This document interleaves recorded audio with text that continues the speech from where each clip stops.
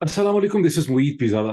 गुज़िश्ता 24 घंटों में या यूं कहिए कि पिछले वीलॉग से जो मैंने किया था अब तक, ऐसी बहुत सी डेवलपमेंट्स हुई हैं पाकिस्तान के अंदर और पाकिस्तान से बाहर, इंटरनेशनली बड़ी सिग्निफिकेंट,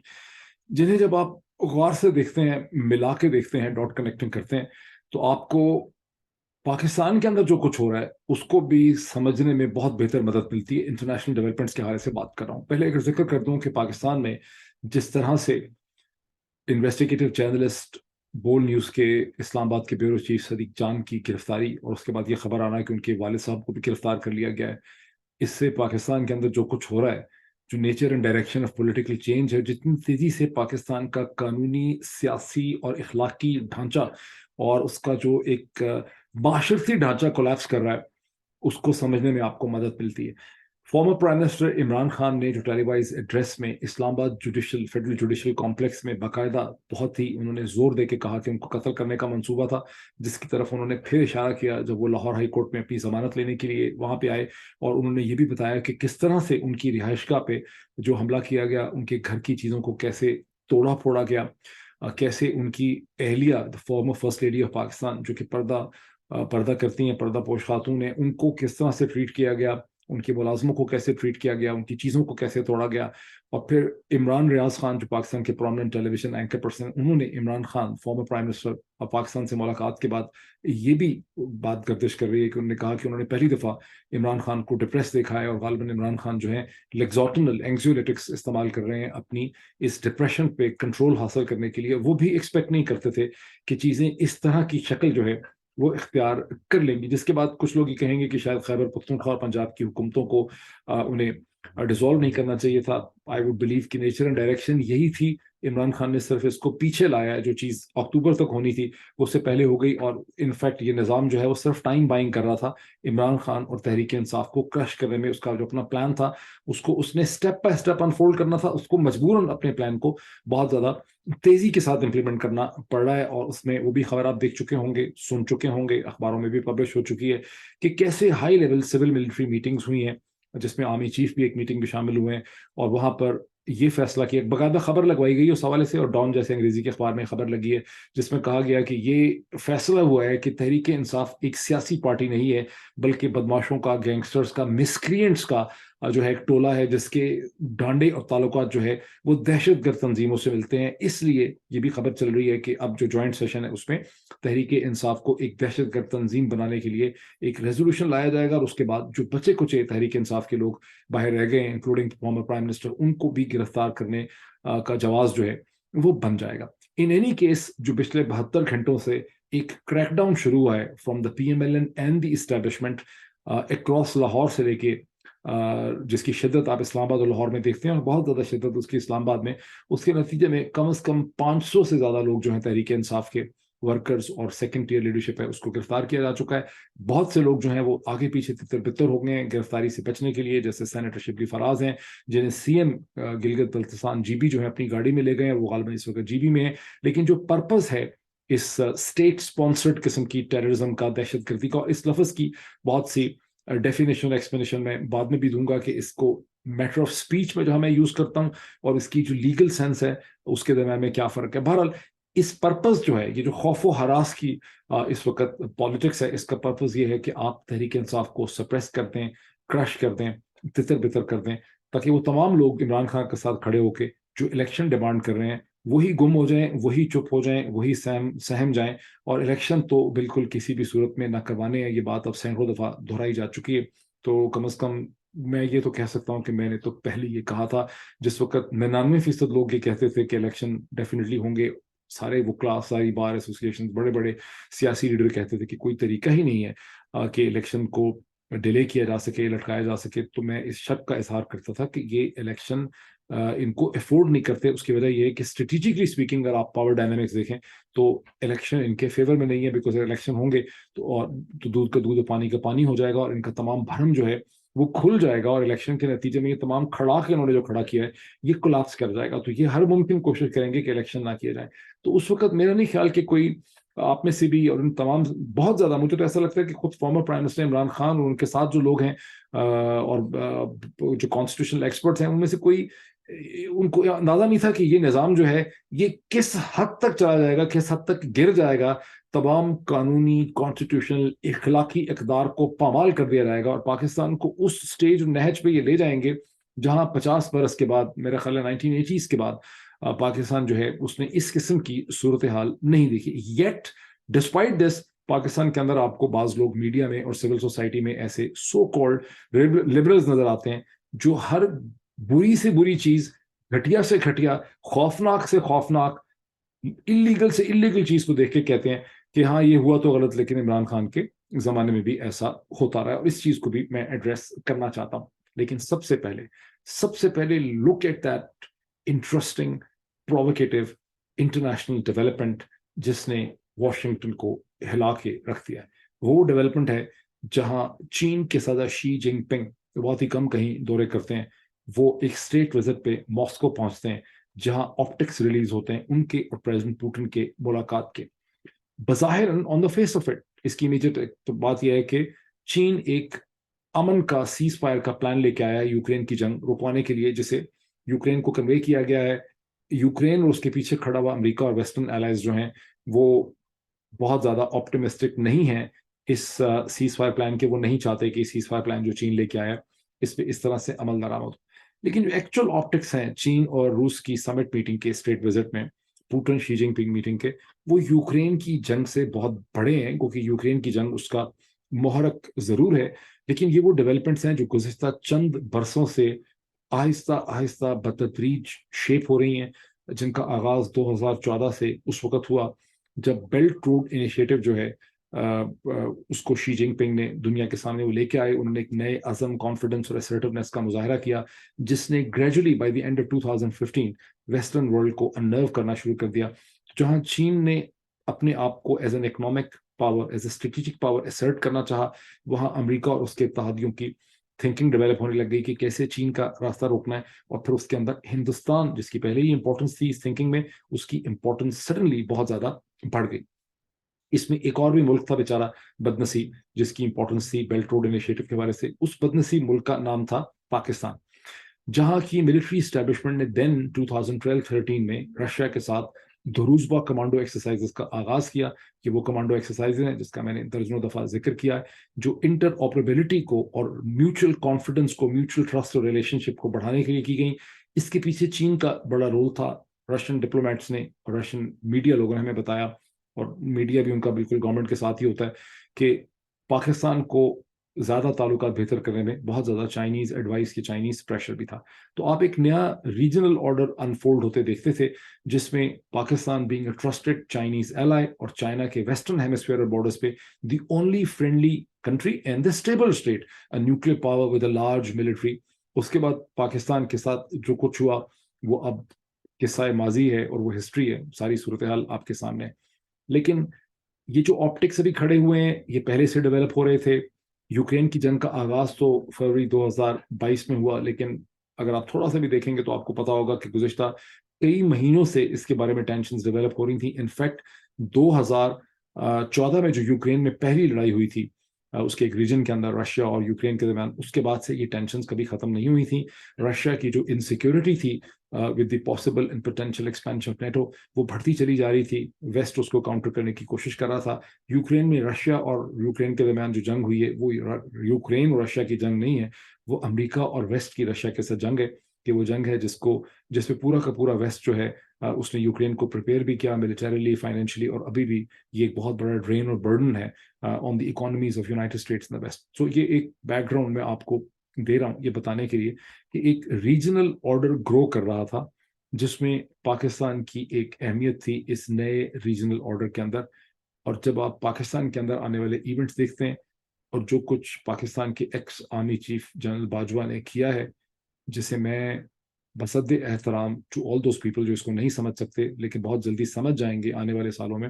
جنرل باجوہ نے اپنی ہی فوج کو بیٹری کیا، انہوں نے اپنے ہی ملک کو بیٹری کیا، اور انہوں نے ڈھکوسلا چلایا کہ پاکستان کی اکانومی بڑی خراب ہے اور ہم تو مجبور ہو گئے. اور انہوں نے نواز شریف اور زرداری کے ساتھ مل کے ایک الائنس کھڑا کیا. نیکسس کی فرنٹ پہ لوگوں کو بیوقوف بنانے کی جو کہانی سنائی گئی اب میرا نہیں خیال کہ کوئی اتنے بیوقوف بچے ہیں جو یہ سمجھتے ہوں کہ پاکستان کی اکانومی کے برے حالات کی وجہ سے ایک چلتی ہوئی حکومت جو 6% کے اوپر اکانومی کو گرو کر رہی تھی، مسائل کا حل نکالنا چاہ رہی تھی، جس نے IMF سے بھی ایک آدھ مہینے میں ڈیل کر لینی تھی، اس کو گرایا گیا، سپریم کورٹ آف پاکستان کو استعمال کیا گیا. Rest of all that is history. لیکن اس کے حوالے سے ایک ڈسکشن ہو رہی تھی، میں کل رات کو سن رہا تھا ریڈیو کے اوپر. Radio is the best medium, سب سے انفارمیٹیو میڈیم اگر کوئی ہے یہاں پہ تو وہ ریڈیو کے اندر جو انفارمیشن آتی ہے بڑی زبردست ہوتی ہے. تو میں ڈرائیو کرتے ہوئے ریڈیو کی پریس کانفرنس اور پریس ٹاک سن رہا تھا جان کربی کی، جو ایڈوائزر اور اسسٹنٹ ہیں نیشنل سیکورٹی ایڈوائزر، اس کی ٹیم کا حصہ ہیں اور بڑے فیملیئر فیس ہے. آپ نے اکثر لوگوں نے جان کربی کو دیکھا بھی ہوگا کامنٹ کرتے ہوئے. تو جان کربی ایکسپلین کر رہے تھے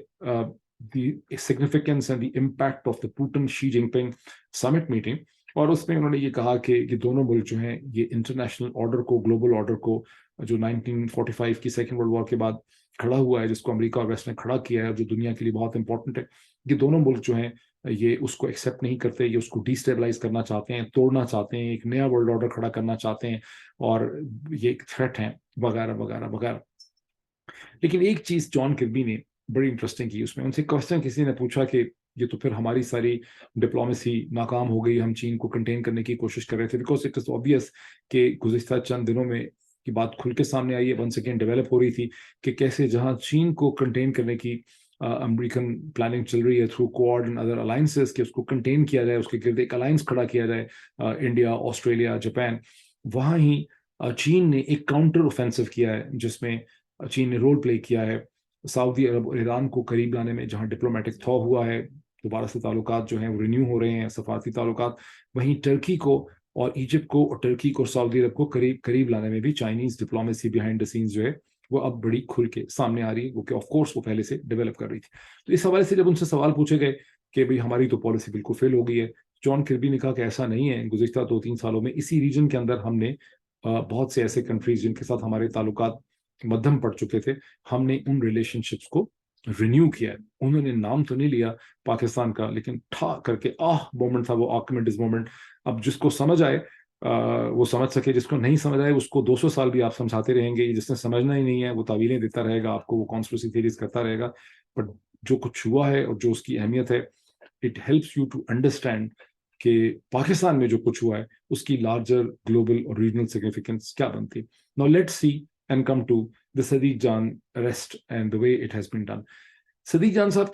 جان کو تو چلے آپ نے پکڑا، it is part of the wider crackdown, جہاں پہ آپ سیاست کو اور میڈیا کو اور صحافتی حلقوں کو ہراس کرنا چاہتے ہیں تاکہ آپ کو الیکشن نہ کرنے پڑے. جو جہاں کہیں بیچارہ آواز بلند کر رہا ہے یا بول رہا ہے، آرگومنٹ دے رہا ہے، آپ چاہ رہے ہیں کہ اس کا منہ جو ہے وہ بند کر دیا جائے. تو صدیق جان کی جو گرفتاری ہے وہ محض اسی ریاستی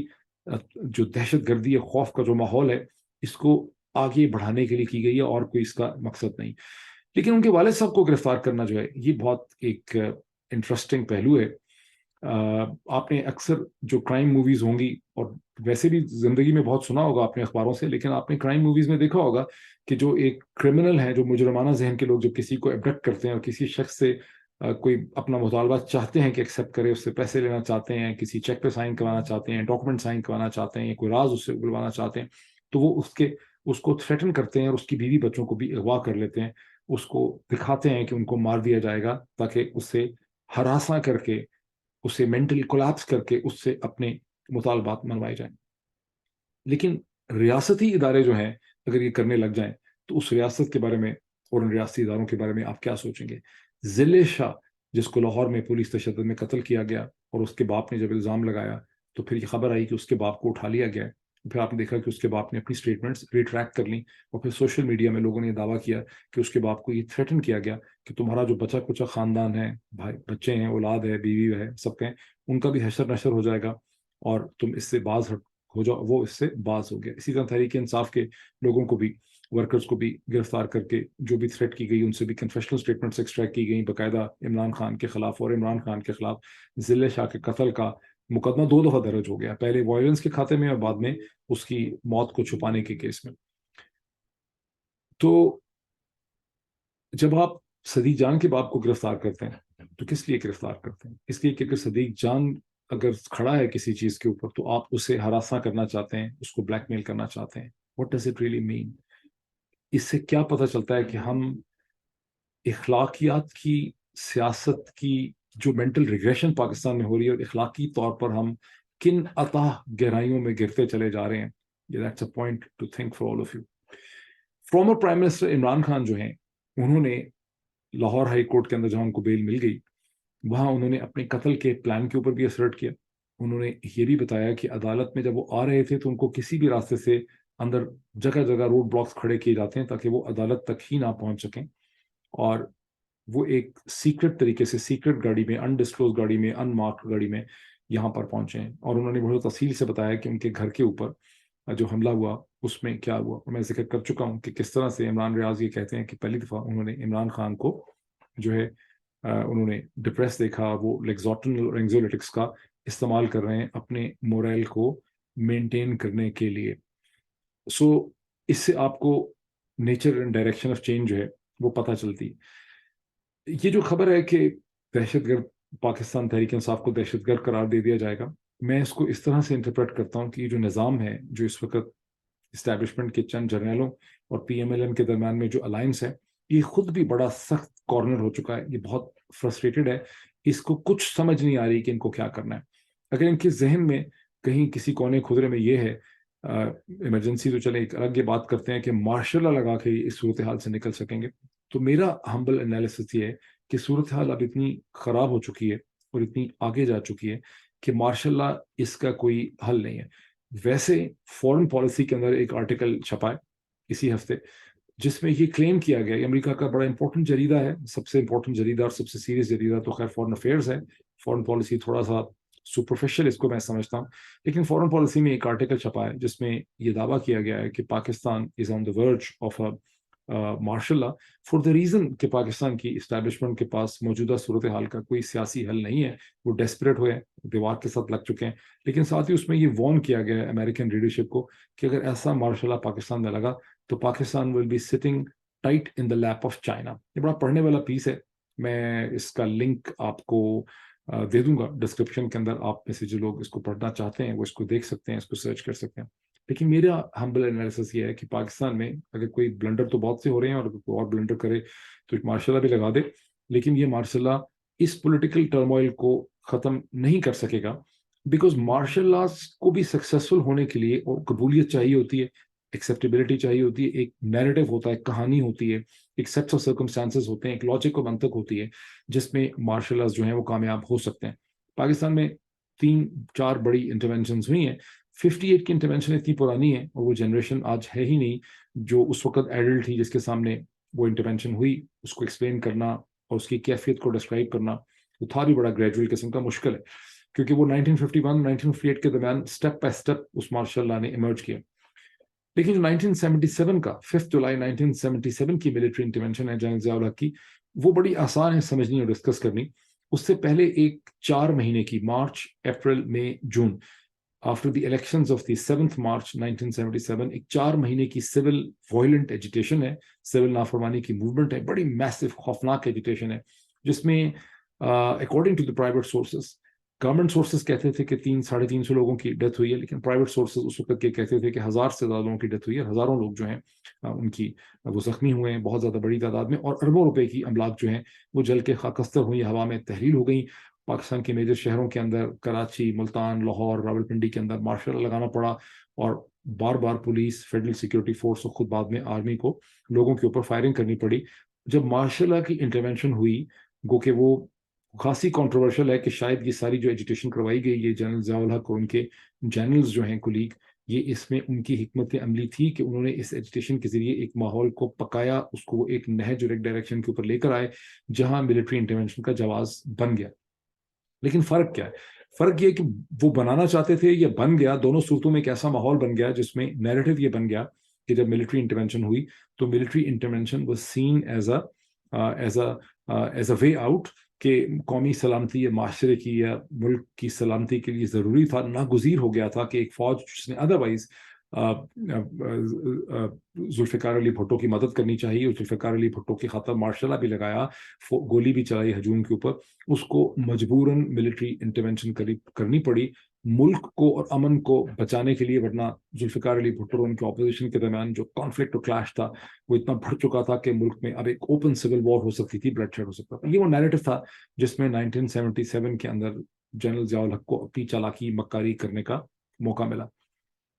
और फिर 1999 में 12 अक्टूबर 1999 में जो इंटरवेंशन जनरल मुशर्रफ ने की, उससे पहले नवाज शरीफ साहब की हुकूमत जो फरवरी 1997 के इलेक्शंस के नतीजे में आई थी, वो बहुत से वजूहात की वजह से बहुत गैर मकबूल हो चुकी थी। मिलिट्री चीफ का जहांगीर करामत का समरली डिसमिस कर दिया जाना, ऑपोजिशन पीपल्स पार्टी MQM और जमात इस्लामी के साथ उसकी मसलसल कॉन्फ्रंटेशन होना, सुप्रीम कोर्ट ऑफ पाकिस्तान पे हमला होना, अखबारात के साथ जंग और न्यूज़ ग्रुप जो है उसके साथ उसका झगड़ा होना। तो नवाज शरीफ ने जब अपने आप को असर्ट करने की कोशिश की, बिकॉज 2/3 मेजोरिटी उनके पास थी, उन्होंने इलेक्शन बड़े कन्विंसिंग तरीके से जीता था, वो पूरे पॉलिटिकल ढांचे को कंट्रोल करना चाहते थे, उसके नतीजे में रेजिस्टेंस हो रही थी, उस रेजिस्टेंस के नतीजे में उनकी हुकूमत बड़ी गैर मकबूल हो चुकी थी। और इन दी एंड जब मिलिट्री इंटरवेंशन हुई, जो गलत हुई, जो नहीं होनी चाहिए थी, तो उस मिलिट्री इंटरवेंशन को peoples party, Jamaat Islami, MQM और तमाम समाजी हलकों ने और मीडिया ने उसको वेलकम किया। वंस अगेन उसकी एक लॉजिक और बनतक जो है वो एग्जिस्ट करती थी। अब के जो हालात हैं वो यकसर मुख्तलिफ हैं। अब सबको ये समझ आ चुकी है कि पाकिस्तान में जो कुछ हुआ वो एक अनडिक्लेयर्ड मार्शल लॉ है, और जो पॉलिटिकल चेंज लाई गई है वो खुल्लम खुल्ला उसको छुपाने की कोशिश तो बहुत की गई, लेकिन अब बहुत ही कम टेकर्स ऐसे हैं, इतने मासूम लोग बहुत कम बचे हैं, खा वो सियासत में हो या मीडिया में हो या सिविल सोसाइटी में हो, कोई ऐसे लोग बचे ही नहीं हैं जिनको ये अदराक ना हो कि अक्टूबर 2021 से अप्रैल 2022 के दरमियान जो कुछ हुआ वो खालिस्तान एक मिलिट्री ड्रिवन पॉलिटिकल चेंज थी जिसको जनरल बाजवा ड्राइव कर रहे थे।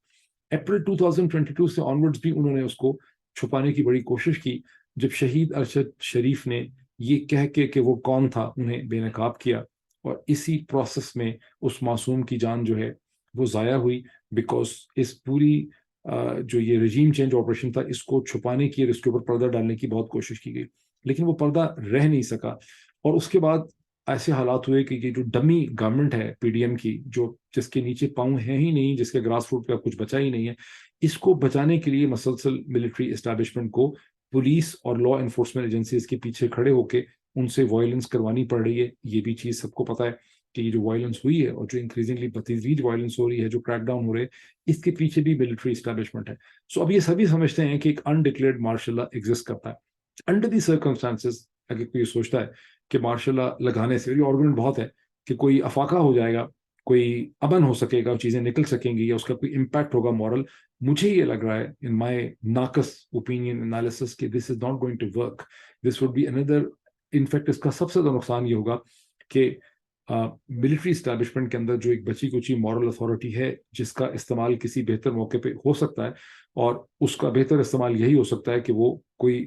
डिप्लोमेटिक पॉलिटिकल हल निकाले, इलेक्शन करवाए, इलेक्शन को फ्री फेयर ट्रांसपेरेंट करवाए, खुद पीछे हो जाए अपने लिए कोई डील करके, वो अपॉर्चुनिटी भी ज़ाया हो जाएगी। यानी मिलिट्री इस्टेब्लिशमेंट के अंदर अब इतनी मॉरल अथॉरिटी और इतनी जान बची नहीं है, शॉर्ट ऑफ इट कि वो बिल्कुल खुल्लम खुला अमेरिका के मुतालबात मान लें, और उनके जो की मुतालबात हैं विज़ India, China and Pakistan nuclear posture, उनमें कोई मेजर कॉम्प्रोमाइज करें, कोई और फिर बहुत ज़्यादा इनको इकोनॉमिक मदद मिल जाए, कोई मुझे सिचुएशन होते नज़र नहीं आती। तो मार्शल लॉ के कोई कंड्यूसिव सर्कमस्टांसेस एग्जिस्ट करते हमें नज़र नहीं आते। Now I come to the final point, और वो ये है कि जब सदीक जान को गिरफ्तार किया गया तो कुछ तो बेहस ऐसे हैं जिन्होंने आवाज़ उस पर भी बुलंद नहीं की, खामोश रहे, लेकिन बहुत से लोग हैं जिन्होंने बादल न खास्ता, क्योंकि ये कहना तो मुमकिन नहीं था कि बड़ा अच्छा काम हो गया, तो बहुत से लोगों ने कहा कि बड़ा गलत हुआ, हम इसको कंडेम करते हैं, लेकिन पहले भी इमरान खान के ज़माने में भी होता रहा, उसको भी कंडेम करते हैं, इसको भी कंडेम करते हैं। मैंने कोर्ट ट्वीट्स के जरिए भी उनसे ये पूछा और भी पूछता हूँ कि अगर हमें भूल गया है, हमारी मेमोरी में नहीं है, हमारा मेमोरी लैप्स है, तो खुदारा आप हमें बता दें कि इमरान खान के ज़माने में ऐसा क्या हुआ जिसको आप, जो कुछ अब हो रहा है इसके साथ आप कंपेयर कर सकते हैं। जो कुछ अब हुआ, शहीद अरशद शरीफ को जिस तरह से हाउंड करके दुबई टू कीनिया कत्ल किया गया, इमरान रियाज खान को जिस तरह थाना थाना ले जाया गया गिरफ्तार करके, जमील फारूकी को जिस तरह से बहाना करके मारा और जद्दोकोब किया गया, अमाद यूसुफ डायरेक्टर ARY न्यूज़ को बगैर किसी तुक और लॉजिक के उनके घर के दरवाजे तोड़ के बीवी बच्चों के सामने उठाया गया, बहाना करके खौफ व हरास में डाला गया, اور ان سب کے اوپر بنائے ہوئے مقدمے، میرا خیال صرف جمیل فاروقی کا کیس ڈیزالو ہوا ہے، جس طرح سے جنرل امجد شعیب کا چارجز ڈراپ ہو گئے، باقی سارے کے سارے کیسز چل رہے ہیں اور بار بار ان کو اپنے وکلا کے ساتھ عدالتوں کے سامنے پیش ہونا پڑتا ہے۔ ایاز امیر پاکستان کے پرومننٹ کالمنسٹ کو جس طرح سے سڑک پہ لاہور کے اندر زد و کوب کیا گیا، چودھری غلام حسین کو ایک ریسٹورنٹ سے گرفتار کیا گیا، اور میرے سمیت صابر شاکر اور بہت سے لوگوں کو ملک جو ہے جس طرح سے چھوڑنا پڑا، اس کی کیا نظیر اور کیا کمپیریزن میڈیا کے حوالے سے پہلے ملتا ہے؟ میں ابھی صرف میڈیا کی بات کر رہا ہوں، لیکن اگر تھوڑا سا میڈیا کے ایمبٹ سے باہر نکل جائیں، جس طرح سے ڈاکٹر شہباز کے ایک ایکیڈیمک کو ٹریٹ کیا گیا اور ابھی تک ٹریٹ کیا جا رہا ہے، جس طرح سے سینیٹر اعظم سواتی کو ٹریٹ کیا گیا، جس طرح سے اور لیڈرز کو، فواد چودھری کو پکڑا گیا، شیخ رشید کے ساتھ جو کچھ کیا گیا، اس کے کیا کمپیریزن پہلے ملتے ہیں؟ وہ کہیں گے کہ ہاں سیاستدانوں کے ساتھ ہوا، اسی لیے میں سیاستدانوں کا ذکر جنرلی نہیں کرنا چاہتا، میں صدیق جان کے ریفرنس سے اس کو میڈیا کے حد تک رکھنا چاہتا ہوں۔ اور اب ہم آ جاتے ہیں کہ اس سے پہلے کیا ہوا۔ عمران خان کے زمانے میں جو مطیع اللہ جان کو اٹھایا گیا، کس نے اٹھایا؟ کیا عمران خان نے اٹھایا؟ افسار عالم کے اوپر گولی چلی، کیا اس کا عمران خان سے تعلق تھا؟ اسد طور کے اپارٹمنٹ کے اندر لوگ گھس گئے زد و کوب کرنے کے لیے، کیا ان کا عمران خان کے ساتھ تعلق تھا؟ ایک واقعہ ایسا ہے محسن بیگ کا، جو ورکنگ جرنلسٹ تو نہیں ہے لیکن میڈیا نیوز آن لائن کے وہ مالک ہیں، اس کے فاؤنڈر ہیں، اور کسی زمانے میں عمران خان کے دوست رہے ہیں۔ ایک پرسنل انہوں نے ایسی سچویشن پیدا کر دی vis-a-vis his very cruel and unjustified, very غیر اخلاقی kind of comments regarding مراد سعید، جس پہ مراد سعید نے ریئیکٹ کیا، ایف آئی اے کو ان کے گھر بھیجا گیا گرفتار کرنے کے لیے۔ وہ ایک عمران خان کی حکومت کا ایکٹ تھا جسے میں نے بڑا کنڈیم کیا۔ جب میں ٹیلی ویژن پروگرام کرتا تھا میں نے کئی دفعہ اس کا ذکر کیا، وی لاگز میں کئی دفعہ ذکر کیا کہ یہ بڑا غلط انہوں نے اسٹیپ اٹھایا، یہ اسٹیپ نہیں اٹھانا چاہیے تھا۔ ایف آئی اے سے مجھے یاد ہے میری بات ہوئی تھی، اور ایف آئی اے کے اندر بھی یہ فیلنگ تھی کہ گورنمنٹ کو یہ نہیں کرنا چاہیے، لیکن اس وقت کی جو حکومت تھی وہ تہذیبی اعتبار سے Pakistan civilisational point of view سے اتنا سپیریئر تھا کہ لوگ محسوس کرتے تھے کہ جو ہوا وہ غلط ہوا۔ اور محسن بیگ صاحب بدقسمتی سے اتنے ریئیکٹو یا اتنے وائلنٹ تھے کہ انہوں نے ایف آئی اے کے اوپر گولیاں چلانی شروع کر دیں، اور انہوں نے جو سین کریٹ کیا اس کے نتیجے میں صورتحال بالکل ہی خراب ہو گئی۔ ادروائز وہ معاملہ صرف ایک گرفتاری کی حد تک کو تھا، لیکن اس کے اندر وہ اتنا کوئی لارجر پینورامک کہانی نہیں بننی تھی جو بعد میں اس کی بن گئی۔ لیکن یہ واحد ایک انسٹنس ہے جس میں عمران خان کی گورنمنٹ کا ذاتی انٹرسٹ جو ہے وہ آپ کو نظر آتا ہے۔ اس سے پہلے کیا ہوا؟ اب جب اس کو ڈسکرائب کیا جا رہا ہے، مطیع اللہ جان کو تو انفیکٹ رہائی دلانے کے لیے عمران خان کی گورنمنٹ کے 2 منسٹرز نے بے تحاشا ایفرٹ کی، سوسائٹی کا ماحول اور تھنکنگ اور لیول اور کنسنسس اور ایک سینس اس وقت اتنی ویل ڈیولپ تھی، پاکستان تہذیبی اعتبار سے اتنا سپیریئر تھا کہ جب یہ سب کچھ ہوا تو ایک دم اس کی کانڈیمنیشن ہوئی، اور پاکستان کی اسٹیبلشمنٹ اتنی ڈیفینسو پہ چلی گئی کہ اس کو کوئی ایکسیپٹ کرنے کو تیار نہیں تھا۔ مجھے یاد ہے میں نے پولیس کے ایک سینئر آفیسر سے بات کی، میں نے کہا یہ کیا حرکت تھی؟ تو اس نے کہا یہ انہوں نے کی ہے جو ایسی حرکتیں کرتے ہیں، ہم ایسی حرکتیں نہیں کر سکتے۔ اور اتنے ڈیفینسو پہ اسٹیبلشمنٹ چلی گئی کہ جن افسران نے سب کچھ کیا تھا فوری طور پہ اگلے چند دنوں کے اندر اندر ان کے تبادلے ہو گئے، ان کو کھڈے لائن لگا دیا گیا، تو سسٹم ڈیفینسو پہ چلا گیا۔ تو سسٹم پاکستان کا جو تھا وہ مورلی طور پر اتنا سپیریئر تھا، اور جو بھی چیزیں ہوئیں ان کو جو ہے انڈکلیئرڈ طریقے سے کیا گیا۔ ان کی کسی نے سامنے آ کے اپنا بوتھا سامنے رکھ کے پولیس آفیسرز نے یا منسٹرز نے کبھی ان چیزوں کی ذمہ داری نہیں لی، ان کو کنڈیم کیا گیا۔ اب جو آپ واقعات دیکھتے ہیں، عمران ریاض کا واقعہ ہو، جمیل فاروقی کا واقعہ ہو، اور جو اور اب جو صدیق جان والا واقعہ، یہاں تو باقاعدہ اسٹیٹ آرگنائزیشنز جو ہیں وہ ایف آئی آرز رجسٹر کر رہی ہیں، اس کی رسپانسبلٹی لے رہی ہیں، عجیب سے عجیب و غریب قسم کے کیسز جو ہیں لوگوں کے اوپر رجسٹر کیے جا رہے ہیں۔ This is what I call is the visible regression, اور یہ وہ ویزیبل ریگریشن ہے جس کی کانڈیمنیشن نہیں کی جا رہی ہے، اور الٹا یہ کہا جا رہا ہے کہ عمران خان کے زمانے میں بھی یہ ہوا تھا۔ اب پیچھے دیکھ لیں کہ کیا عمران خان ایسا بتایا جا رہا ہے جیسے پاکستان کی تاریخ کا آغاز یا اس قسم کی جو ریاستی بدماشی ہے یہ کوئی عمران خان کے زمانے سے شروع ہوئی، پہلے نہیں ہوئی۔ حامد میر صاحب پہ کب حملہ ہوا؟ حامد میر صاحب پہ حملہ ہوا، نواز شریف صاحب کی حکومت تھی، فروری یا مارچ 2014 کے اندر ان کے اوپر قاتلانہ حملہ ہوا کراچی میں۔ تو کیا یہ نواز شریف صاحب کی حکومت نے کیا؟ انہوں نے تو اس کے اوپر سٹینڈ لے لیا۔ اس سے پہلے سلیم شہزاد کا جو مرڈر ہوا، آئی تھنک اٹ واز مئی 2011، جو ایشیا ٹائمز آن لائن کے کورسپونڈنٹ تھے، جب ان کا قتل ہوا تو اس وقت پیپلز پارٹی کی گورنمنٹ تھی، اس وقت پی ایم ایل این کی گورنمنٹ بھی نہیں تھی۔ جب طہا صدیقی جن کو ایبڈکٹ کرنے کی کوشش کی گئی اسلام آباد میں، تو جنوری 2018 کا واقعہ، عمران خان کی گورنمنٹ اگست 2018 میں آئی تھی۔ باٹم لائن کیا ہے؟ باٹم لائن یہ ہے کہ یہ انسٹانسز ریاستی ادارے کرتے رہے ہیں نہ یہ نواز شریف نے کیے ہیں، نہ یہ پیپلز پارٹی نے کیے ہیں، نہ یہ عمران خان نے کیے ہیں. تو وائی ڈو دوز پیپل؟ یہ کیا منافقت ہے، یہ کیا کمینگی ہے، یہ کیا جھوٹ پنا ہے، یہ کس قسم کی ہپوکریسی ہے کہ ہر دفعہ یہ کہا جاتا ہے کہ عمران خان کا کیا تعلق ہے متی اللہ جان کے اٹھائے جانے کے ساتھ؟ عمران خان کا کیا تعلق ہے افسار عالم کے اوپر گولی چلانے والوں سے؟ عمران خان کا کیا تعلق ہے طه صدیقی کے اٹھائے جانے سے، یا اسد تور کے پارٹنر میں جو لوگ گھس گئے، عمران خان کا اس کے ساتھ کیا تعلق ہے؟ تو یہ کس قسم کی ہپوکریسی ہے؟ I just wanted to give you a background to understand and see کہ کتنی منافقت جو ہے وہ کی جاتی ہے. بہرحال